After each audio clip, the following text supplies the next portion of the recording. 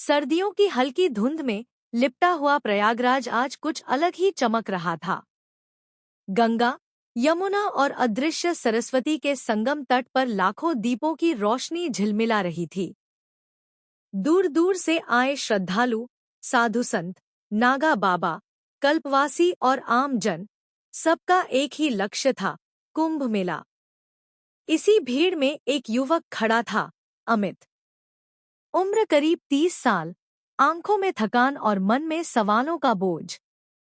दिल्ली की तेज रफ्तार जिंदगी, नौकरी का तनाव, रिश्तों की उलझन, सब कुछ उसे भीतर से खोखला कर चुका था। किसी दोस्त ने कहा था, एक बार कुंभ जाओ, शायद खुद से मुलाकात हो जाए। अमित को खुद भी नहीं पता था कि वह मोक्ष की तलाश में आया है या बस शोर से दूर कुछ शांति चाहता है। पहला दृश्य, संगम का सन्नाटा।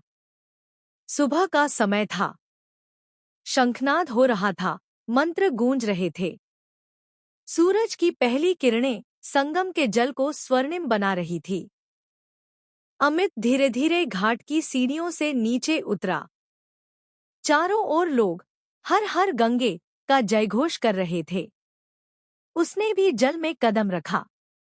ठंड ने शरीर को झकझोर दिया, लेकिन मन जैसे अचानक शांत हो गया।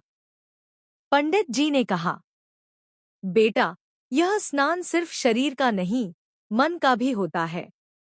अमित ने आंखें बंद की। उसे लगा जैसे वर्षों से जमा भारीपन थोड़ा हल्का हो गया हो। दूसरा दृश्य, साधु की सीख। स्नान के बाद अमित एक अखाड़े की ओर चला गया। वहां एक वृद्ध साधु ध्यान में बैठे थे। चेहरा तेजस्वी, आंखों में असीम शांति।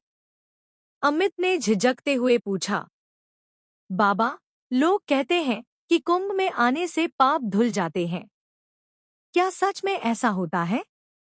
साधु मुस्कुराए। पाप जल से नहीं, बोझ से धुलते हैं। कुंभ हमें याद दिलाता है कि जीवन क्षणभंगुर है। जब यह समझ आ जाए, तो गलतियां अपने आप छूटने लगती हैं। ये शब्द अमित के मन में गूंजते रह गए। तीसरा दृश्य, भीड़ में बिछड़ना। शाम को आरती के समय भीड़ और बढ़ गई। अमित एक परिवार के पास खड़ा था, एक बूढ़ी माँ, उसका बेटा और छोटी सी बच्ची।